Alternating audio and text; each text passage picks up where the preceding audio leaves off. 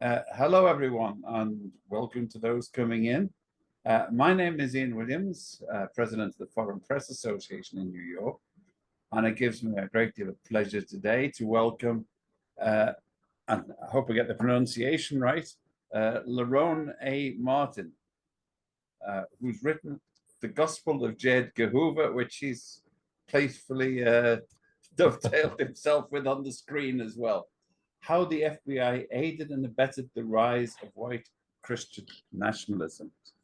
And I've got to say, as I read the book, Rowan, I thought to myself, why isn't there more scandal about this?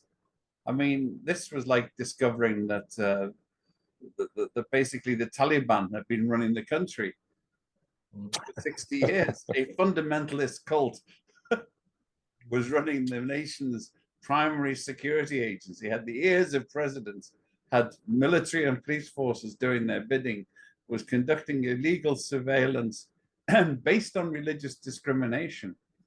And I mean, the height of cultishness is when I discovered the FBI had weighed in on whether the revised standard version of the Bible was preferable to the King James Bible. Now, as a literature professor, I have to say the King James Bible is the best. I won't go into the theology of it, and I don't say it's got anything to do with the FBI. But the fact that J Edgar Hoover could weigh in with it with the full weight of the authority of the federal government. So, how did you get into this story? Because I think the extra angle, it seems to me, that you get is that most secular historians of civil rights come from a secular background. Mm-hmm. And they don't appreciate the religious dimension on either side. Certainly not in terms of the Black Christian movement and their motivations, and nor on the. It would appear, because I had no idea that the fundamentalism went so deeply on the white nationalist side. So this theological element is often neglected by, well, I suppose historians who tend to be A, Marxist, and B, secular.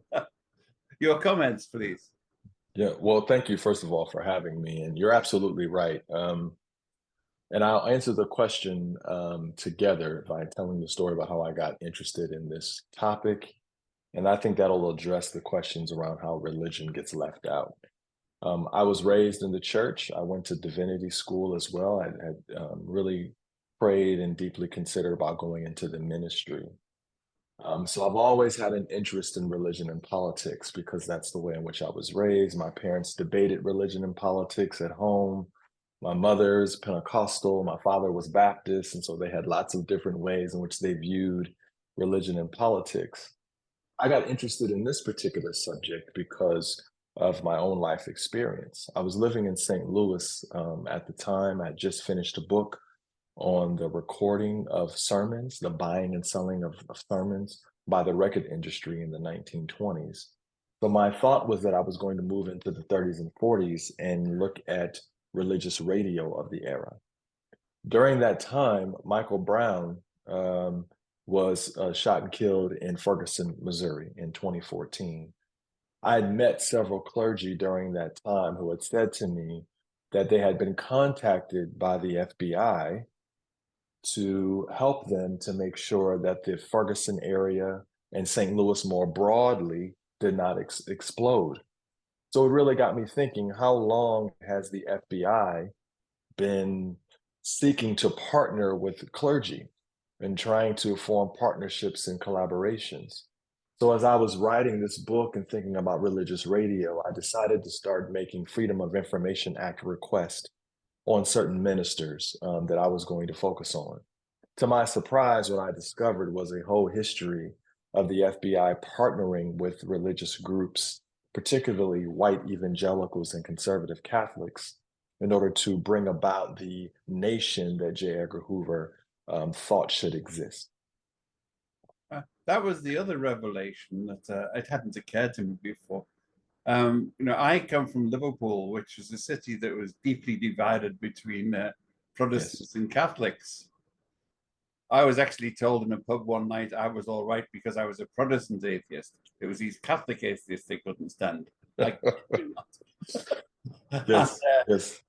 That's the sort of type of bigotry. So one of the Mhm. things that's intrigued a lot of outside observers is the facility with which the Presbyterian, Baptist, Protestants on the Supreme Court are in bed with the Opus Dei,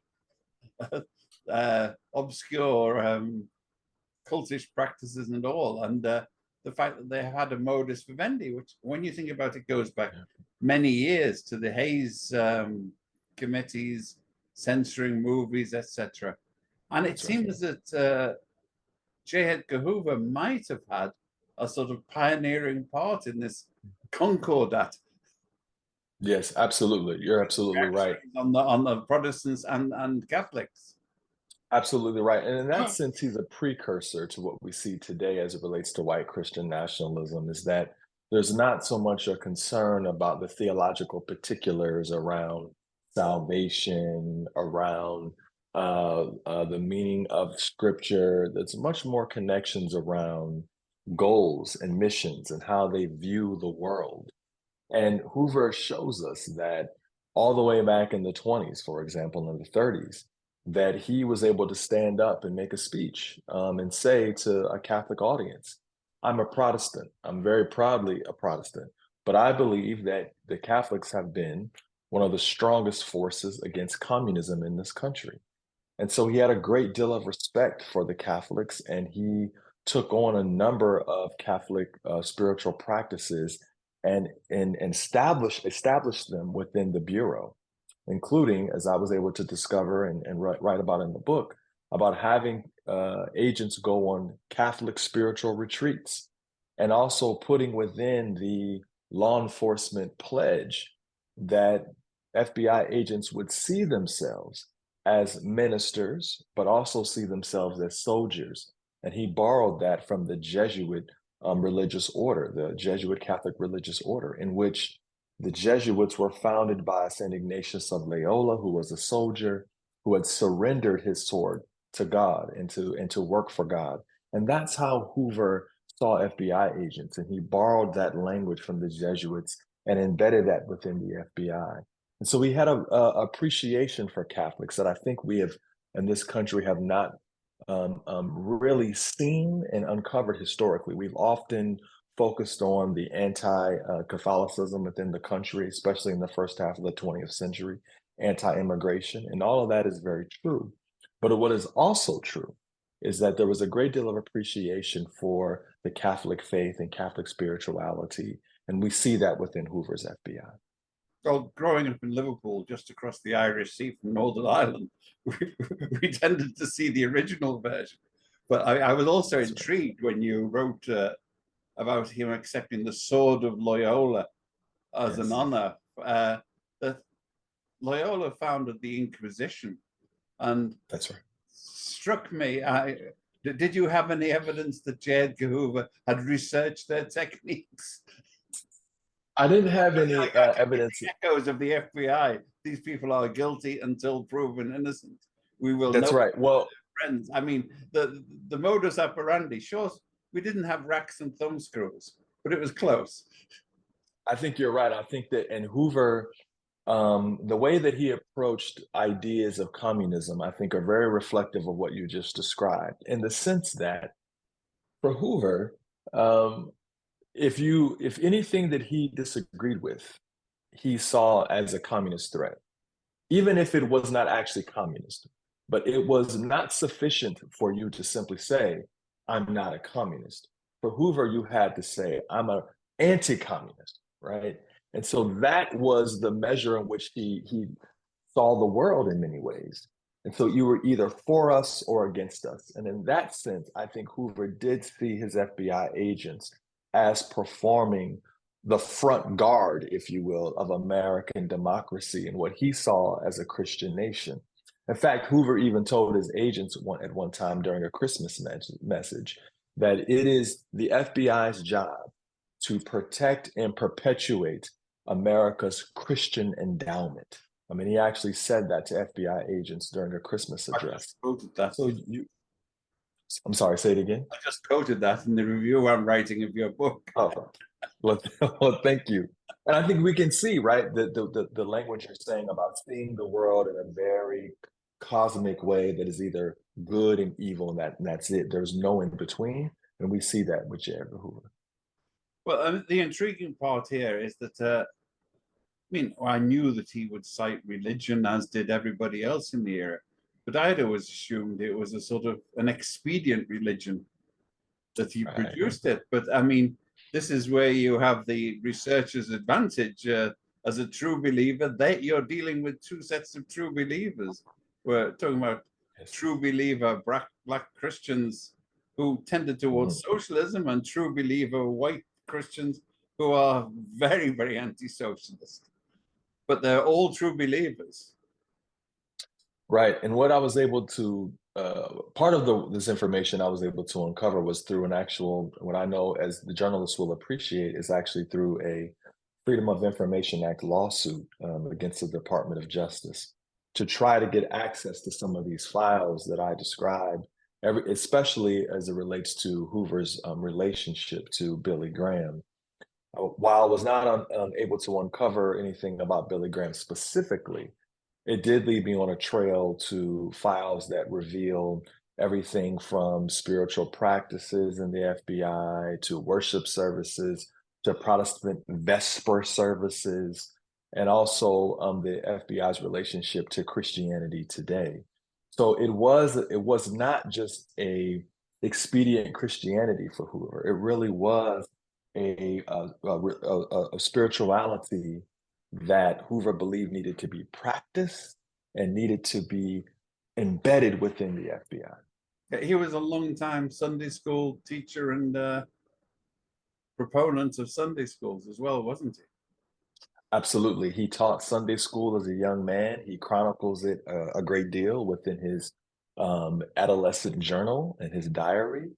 And even to the point where his friends all said that he would teach his Sunday school class as a young man with his cadet uniform. So he would dress up in his cadet uniform, which was something he did at his high school, something akin to the ROTC in some ways, and he would dress up in this uniform and go teach Sunday school. And I think that's emblematic of the way Hoover saw the world, both as a teenager and for the rest of his life, that there was this connection between the Sunday school and a connection between nationalism. And it was up to men, in particular, in Hoover's view, white men, to preserve and protect this idea of America. Well, the other intriguing part is that he had the Vesper services for the agents. Black agents, the very few black agents were not invited. You're absolutely right. You're absolutely right. They were not invited to these worship services. In fact, when I began interviewing agents who worked under Hoover, several of them told me that they didn't even know that these worship services even existed. They was completely hidden from them. I met one African American retired agent who worked under Hoover, who was raised Catholic, and so he knew about the worship services and said that he was deliberately not invited and not included in these worship services. However, he went to these worship services purposely as a way to both show the FBI that they were not going to segregate Christianity and exclude him, but also he said as a way to and I'm quoting him here, was to piss them off. I mean, it was his way of letting them know, his own sort of personal protest, that you're not going to exclude me from the faith. Yeah, but did they ever produce a rationale for it, or it's just the practice they accepted that white nationalists would exclude blacks? Yeah, it was Hoover had to be pushed to hire African American agents by the Kennedy administration. He was tipped off that there was going to be an ACLU investigation and perhaps a lawsuit, that he was did not have agents, African American agents in the FBI. For years and decades, what Hoover did was he would hire African Americans to be valets, to be clerks, to His have lots of different positions. okay. His drivers, right, exactly. In every city he had, in every major city, LA, Miami, he would have African Americans be his drivers. And that was the way that he sort of evaded questions about his own racism. And then when the Kennedy administration really pushed him, at first he simply said, "We don't keep track of the race of people that we hire. We to do so would be racist. All we do is we hire men who are qualified." And of course, that wasn't true. And finally, within 1962, he began hiring African American agents, usually two per FBI class. And they would always, at FBI training, be forced to room together and certainly would not be rooming with a white agent. And he continued that attitude throughout his lifetime. Also, what he did was exclude women from the special agent ranks. And women did not join the FBI as special agents until his death in 1972. How did he get away with it? I think that's a great question. In terms of legally, as the FBI being under the Civil Servants Commission, did not have the same scrutiny as, say, the Department of Justice or other government agencies. But we also have to keep in mind that Hoover came in office as the FBI head in 1924 into Washington, D.C., which itself was a segregated city. So I think that we have to remember the context in which Hoover was in. For many people, there was nothing to see here in terms of the way that he excluded African Americans from these positions. And then, of course, he would, in the 40s, as I said, he hired African American valets and clerks. And then he would use media.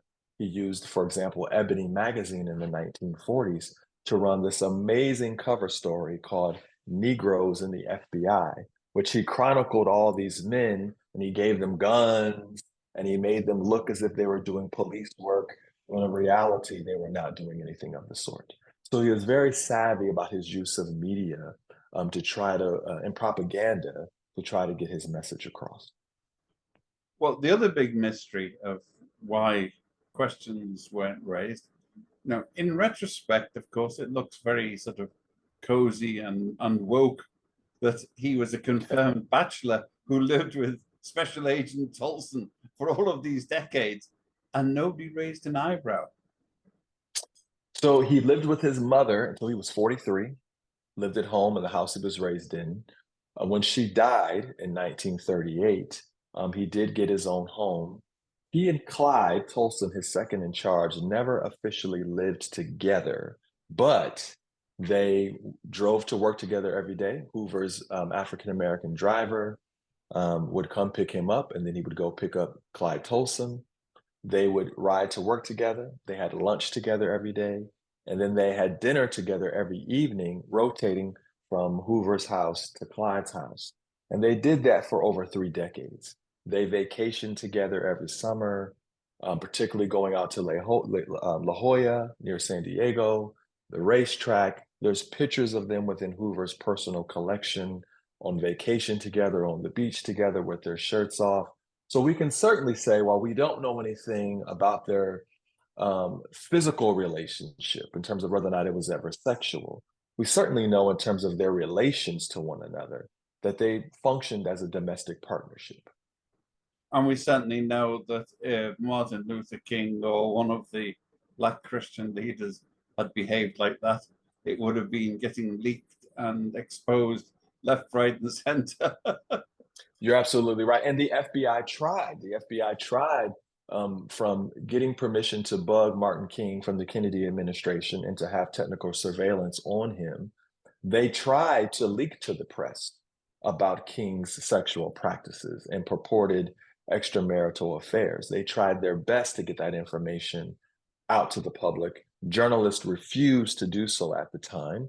But unfortunately, no journalist ever brought it up to law enforcement officials that the FBI was using private information supposedly for a domestic intelligence investigation, to ruin an individual's private life. So while the journalists stopped short of publishing, which we're grateful that they did not go forward and say the FBI was using this information in an illegal manner. So you're right about that. They tried their best to exploit the sexual habits of others, especially those who they suspected of being what we would know as queer individuals. but certainly would never allow that to happen in their own lives. So you make a great point there.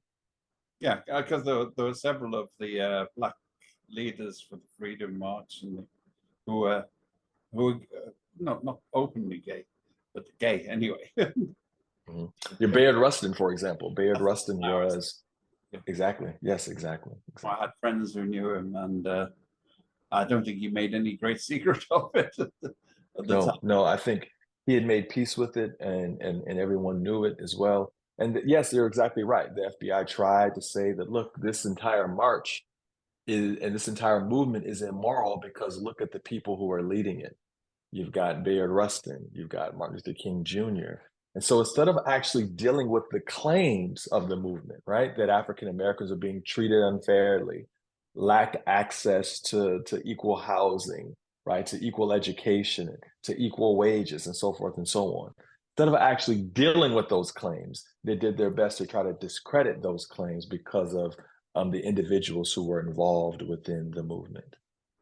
But then we have the aspect which you reveal again of just how closely involved the Bureau was in trying. I mean, it was functioning almost as the Fox News of the time. That's an interesting way of putting it because you're absolutely right. There is a memo that I quote from when the FBI decides prior to the March on Washington that the Communist Party is not influencing the civil rights movement. And Hoover doesn't believe it. Hoover chastises Division 5, which was domestic intelligence at the time, about this, saying, this is wrong. Your report is wrong. They come back to Hoover after the March on Washington, after King's speech and the march has electrified the world. They come back and they literally say, Mr. Hoover, you're right. We had the facts, but facts mean little. We did not place the facts in the right order. We did not build a sound edifice. So facts here mean very little. And I think you're absolutely right. This idea that we find ourselves in now around a post-truth or alternative facts, right? The FBI was doing that itself in the 1960s in its attempt to frame and discredit Martin Luther King Jr. and putting out that propaganda to the world and having ministers such as Elder Lightfoot Solomon Mashal, one of the most prominent religious broadcasters of the day, put that information out into the ether, into the world. I was just about to come to Mashal. That was his reputation did not quite survive, did it, when he took his 30 pieces of silver and kissed MLK on the cheek. Yes, Elder Mashal is a fascinating individual, one of the most prominent religious broadcasters of the day.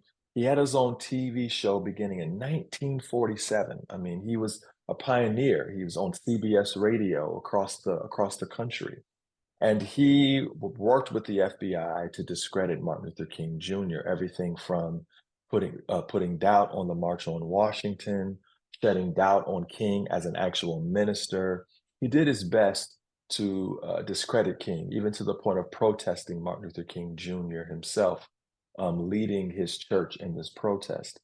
And I think that Mashal's legacy has not survived as much, in part because of this, as you've stated.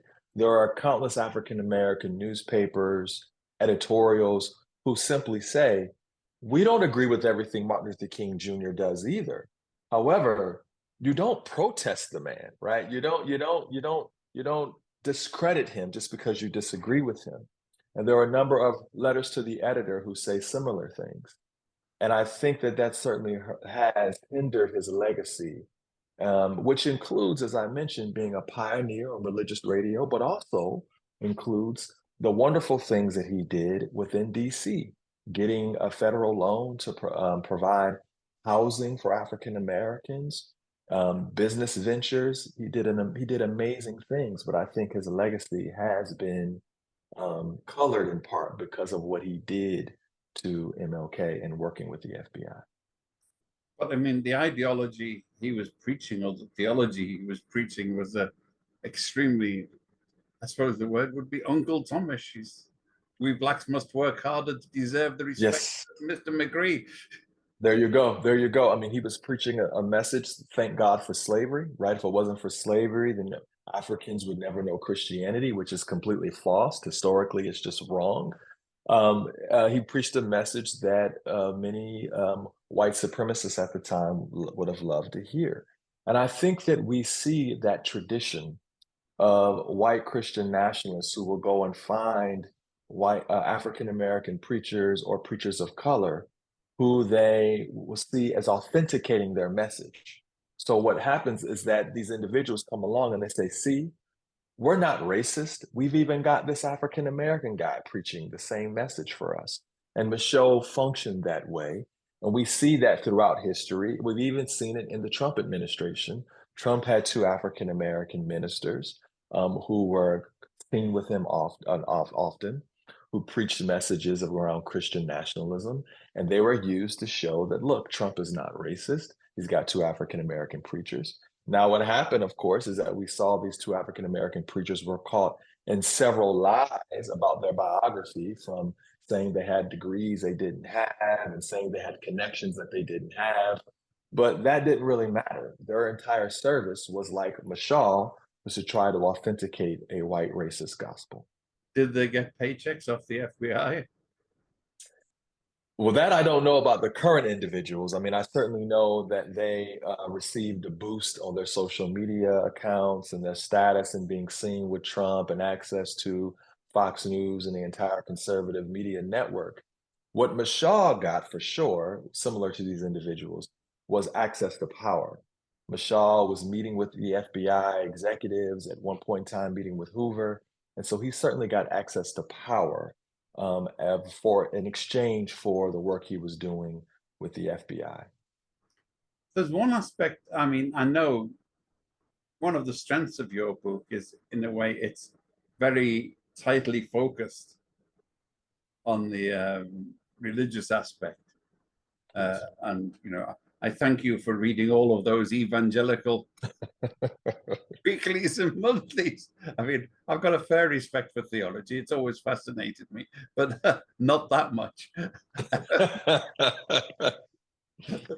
Well done. You read them, so we didn't have to. Thank you. Thank you. But there's this otherworldly element. I mean, because we often find that, let's see, forms of, well, I suppose the real word is gullibility, follow each other. So the FBI is the only agency in the world that still believes in the lie detector. Wow, I didn't know that. I didn't know that. Nobody else. I mean, it's been rebutted over and over again, and there's no scientific rationale or proof that the lie detector works, and the FBI still uses it, along with this, presumably this Bible test, to test incoming agents. It still cites it. Wow, I didn't know that. I didn't know. I mean, I think what this points to, though, is that, you know, these large organizations, any large organization, you know, change happens very slowly, right? That these organizations are like big ships, that it takes them a long time to make a turn. And I think that we see that within today's FBI or any large organization, but especially the FBI, which still, right, is housed at the J Edgar Hoover building. And I think that Hoover's ghost and his presence in many ways is still very present and embedded within today's FBI. But they do tend to be patrons of pseudoscience. They pick up obscure fashions in policing. You know, I think that they teach people about dowsing to find bodies. And the CIA has done similar things, right, as it relates to ideas about mind control, things about telepathy. I think you're absolutely right about this experimentation, which on the one hand, right, FBI historians would tell us was one of the things that made Hoover special, was that he brought science to crime fighting in a way, and then tried to make it uniform across the country through his police academy. I think that experimentation did bring about advances in crime fighting in this country. But the other side of that coin, right, is this experimentation at times is seemed extremely questionable and has not paid dividends in terms of results. Well, the pseudoscience, would you trust people like this to for profiling, criminal Right, profiling? I, right, I can right. see right away, just looking at you, you've got criminal tendencies. Right. No, you're exactly right. And how that blends into or bleeds into race, right? How that blends into religion, right? So how one looks, how one dresses becomes right indicative of being suspicious. And we all know the long history in this country as it relates to that, especially around race and religion. They, one of the points that he seems to have been odd about the Jews. Yes, yes, He sort yes. of presented them as honorary Protestants almost. He saw that you're exactly right. It's a great phrase, honorary Protestants, and also found himself using the Judeo-Christian moniker that became very popular in post-war America as a way to differentiate the United States from Germany and other countries, and also to cover up America's own anti-Semitism that it had a long history in this country. But Hoover does see them as honorary Protestants, right? You're exactly right. And he is very careful about hiring Jewish agents at the time. He's very concerned about their propensity to communism, just like African Americans or those folks who are atheists, right? He's got real concerns about them. So, according to several agents who wrote books following their time in the FBI, Hoover was deliberate about having one or two Jewish agents very prominent, maybe near the door, their nameplate being very prominent, so we could see that they were Jewish. And that was one way to push back against claims that he himself was anti-Semitic. So it was camouflage. Camouflage. Exactly right. Exactly right. But of course, this emphasis on this particular aspect of the Abrahamic faiths, as Mhm. they keep playing with the terms to make sure the people they want in are in and the people who want out are out. That's right. That's right. That's right. That's right. This particular version of the Abrahamic faith meant that CIA, the FBI, was singularly ill-equipped for the growth of Islamic militancy across the world, since they had no Muslims. Right, right, right. And I think that the agency still, we know from recent exposés or agents who leaked documents. Um, I think that we know that the agency still struggles today with diversity, both racial, ethnic, and religious. And I think that you have the danger is that you have an increasingly homogenous national police force policing an increasingly um, diverse population within the country. And the Bureau has struggled for a number of reasons with that. There have been several lawsuits within the FBI for anti-discrimination lawsuits that the Bureau has engaged in discrimination racially and as well as gender in terms of promotion, in terms of hiring. There have been at least three lawsuits from African American agents since the 80s. Latino agents have also engaged in a lawsuit for lack of access to promotion within the Bureau, and women as well. There's a lawsuit as of late for women experiencing discrimination. So I think that the Bureau still struggles, right? And if we know this history that I try to lay out here, one could understand why this history exists, right? Or excuse me, why we find ourselves in this situation. Because, right, we have an agency that has these roots within a very white conservative milieu, and as well as a white conservative hiring, almost exclusively. So we have to know this history so we can find somehow our way out of it. And if we don't know this history, we'll think these are isolated incidents. Oh, it's just this field office here, or that particular supervisor there. But no, this is an agency that is steeped in this kind of history. And if we don't recognize it and deal with it, we'll have a hard way getting out of it. How does this affect, how, from your researchers, has this affected their actual policing? You mentioned Michaud's, he at one point he claimed, was it 14,000 cases brought by the FBI on civil rights, and only 13 of them were actually prosecuted. He didn't mention Correct. He did not mention that part. He did not mention that part. The FBI had a very, very, very bad percentage of yield of the civil rights investigations that it would actually yield any types of convictions. Now, Hoover will of course blame that on juries, right? He'll say, especially in the South, we can't get fair trials because of all the white supremacists in the South. But we also know that the Bureau had to be pushed to have to use any resources to investigate these crimes. The Bureau had to be pushed to open up a field office in Mississippi. The Bureau had to be pushed to allocate resources to investigate civil rights violations. The Bureau didn't want to do it. A number of their agents didn't want to do it. So we know historically that they struggled. Contemporarily, we also see it. I think we see it with the agency dedicating resources to a made-up term called Black identity extremists that they came out with in 2017, that they tried to link a bunch of disparate crimes committed by African Americans to try to weave them together to say there's a movement of African Americans undergirded by religion, that African Americans believe they're being persecuted by the police.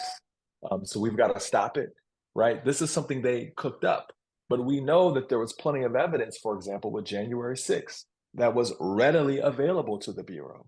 But yet January 6th still occurred, despite having a great deal of evidence that there was going to be violence on January 6th. So I think the Bureau still struggles in some ways with how to deal with white supremacist violence. And I think it's rooted in some ways in a long history at the Bureau. Well, if we look at that type of, it's not so much indoctrination, but permeation of Right. particular ethos throughout. If you're a white Mississippi Bush Baptist agent, you see a group of guys wandering down with white hoods on, and you see, oh, it's the Jesuits having a parade. Right. I mean, I've interviewed agents. You're exactly right. I've interviewed agents who served under Hoover, and they would say, oh, those guys are backwater. I mean, this is the way they talked about the Klan. Those guys are backwater. They're clueless. They're just getting together and talking a bunch of crap. They're not really serious. But those civil rights people, like those are the ones we had to watch out for. So there is a long history of that. Hoover himself described the Klan as dirty, smelly, backwater. He didn't really see them so much as, vicious in the way they were. He was offended by them, both in terms of what he saw as their lack of decorum, their lack of education, their belief they could take the law into their own hands. But he didn't necessarily see them as the terrorist threat that they were. And I think that you're right, that kind of ethos that has permeated the Bureau in some ways, that it's not always taken these sort of crimes as serious as they should, or this threat as serious as they should. And to be fair, I think they've also come up against a great deal of pushback on Capitol Hill. I think there are a number of elected officials who are pushing back on the Bureau's small efforts to try to be better at policing white supremacist violence. But also they have, there has been a tendency to going back for many years, to invent plots that they can then solve. I mean, there were several here in New York where they found a couple of, ignorant hicks, provided them with weapons, told them what the targets were, set them up, and then arrested them, and then claimed this as a triumph against terrorism. Right. Right. There's cases of entrapment, and we've seen that also with our Muslim brothers and sisters, right? That there have been Muslim brothers and sisters who've been entrapped as well. And I think There is certainly a danger in that. There is certainly a danger in that. There's no question whatsoever. I do think, if we think about Hoover, Hoover often told his agents, especially during the launch of the counterintelligence program or COINTELPRO, which was a number of illegal, illicit activities, offensive activities, right, on the offense to try to control the country and the political and religious beliefs in the country.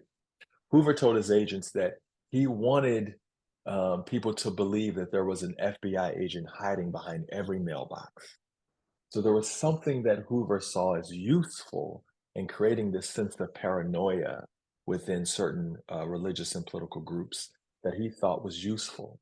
And I wonder if that modus operandi is still present today.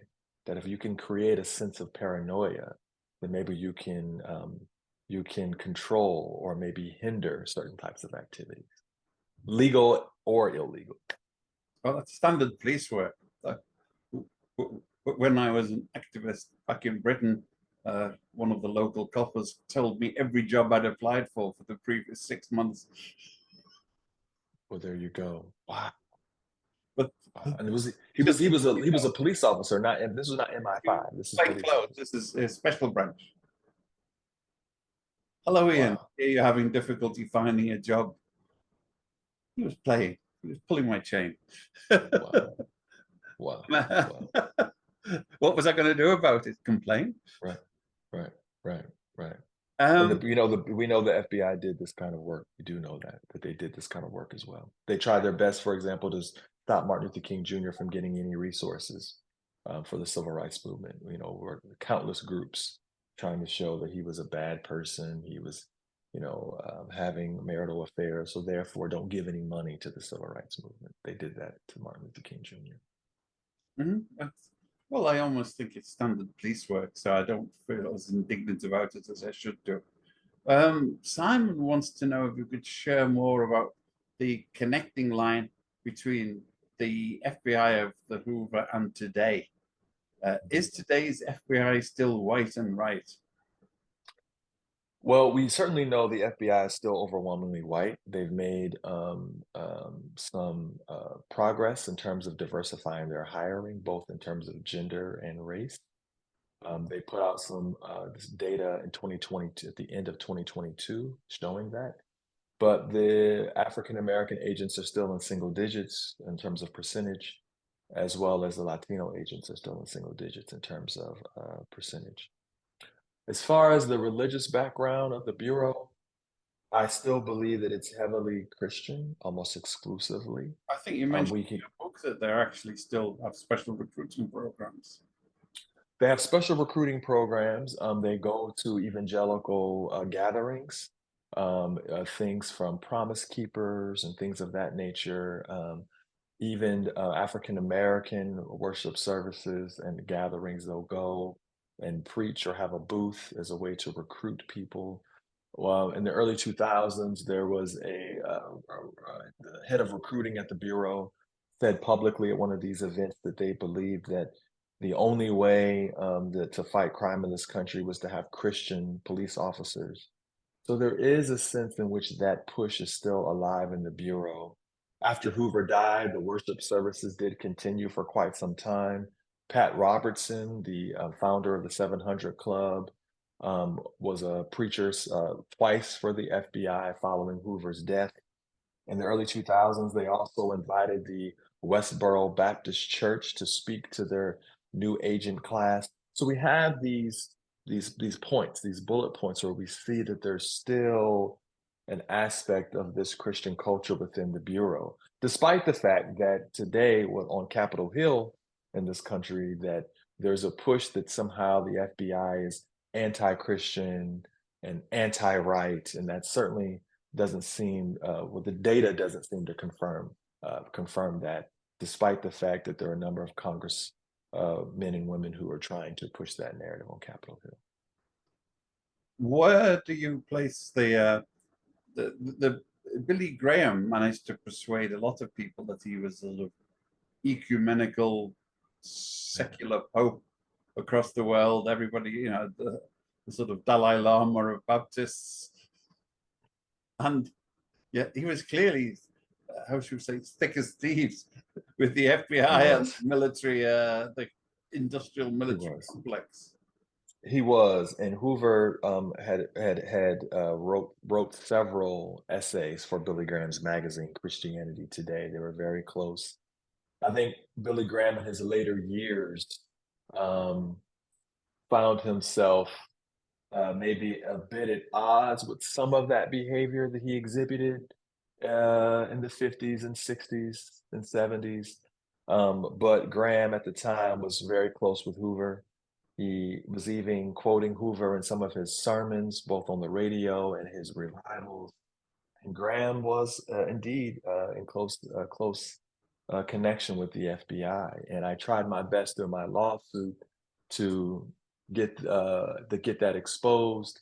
A number of documents that were emerged as a result of my lawsuit were said to be lost or destroyed, according to the FBI retention plan. So we'll never quite know unless there's other documents that are revealed about what exactly was the nature of their friendship. But as I document in the book, there's a picture of Hoover at FBI headquarters shaking hands with Billy Graham. It's a signed picture with kind regards. And of course, Hoover was writing for Billy Graham's magazine at least once a year. And Hoover and Graham was quoting these sermons. So we know there was a working relationship, but we just don't know how deep the relationship ran. That's an interesting point in terms of civil service ethics. Hmm. FBI civil servants were writing these articles. That's right. They were ghostwriting these articles for J Edgar Hoover. That's They right. were on the That's public right. payroll, and they were using public time That's to right. put articles out of a very particular sectarian angle. That's right. And then, which are then right stamped with the FBI Department of Justice stamp of approval, disseminated not just within the magazine, but as I document, disseminated across the country.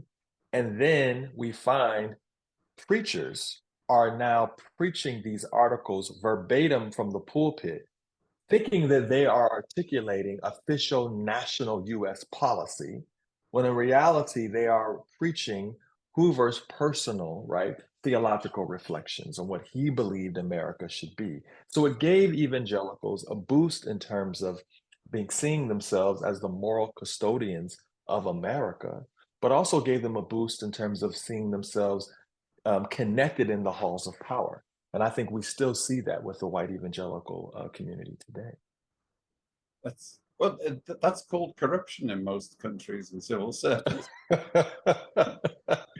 Right. I think that's the danger, right? Is it was subsidized. You're exactly right, but with public taxpayer dollars. And this message was communicated very explicitly from the FBI to Did he get Christianity royalty Today. checks from these magazines? He didn't get any royalty checks from the magazines. He Uh, was getting royalty checks a great deal from his New York Times bestseller, um, Masters of Deceit, which was which a was New York also Times mostly written by civil servants, I gather. which was also written by civil servants, primarily by a Methodist layman who was an FBI agent by the name of Fern Stukenbroker. And he was a PhD, he had a PhD in history, and he was a Methodist lay preacher who preached a great deal in his local church. And he was Hoover's most lucrative ghostwriter. That's straight out of Woody Allen, isn't it? Stukenbrook. It is, it is, it is, it is, it is. What Ronald Brin points out, the Nazi and KKK roots are deep on Long Island. The FBI is silent on hate crimes. Trump campaigned there at the Medici. This is Trump's old stamping ground, of course. But I don't suppose you came across any evidence of Donald Trump being on the books, did you? No, I did not. I did not. It would be very difficult to get those who are journalists know this to get a FBI file on someone who's still alive. You'd have to get their permission to get that FBI file, or you have to be able to prove to the Department of Justice satisfaction that you believe that there was a crime committed by the government, which then would needs to be uncovered and shared with the public so that the public can hold its government accountable. But of course, the person you have to prove that to is the very person that you are accusing of misbehaving. So it becomes very difficult to get FBI files on folks who are alive if you don't have their permission.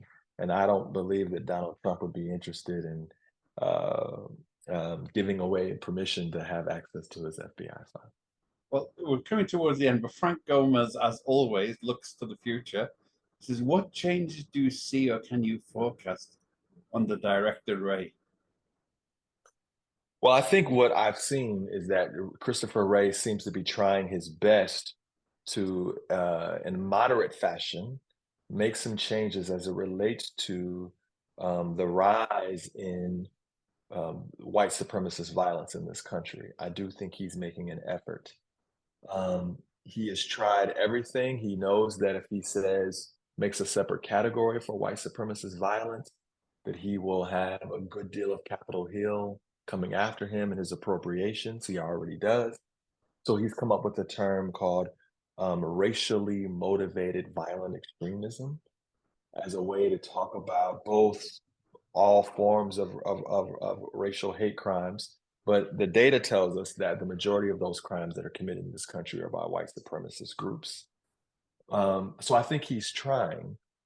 What we'll see in the future, you know, I'm a historian, so I try my best to stick to the past, but it seems to be trending that he's going to have a very difficult time with that as long as we have certain people on Capitol Hill who are bent against going against the facts and sticking to a narrative that somehow the FBI is going after conservatives and the FBI is expelling conservatives from its ranks.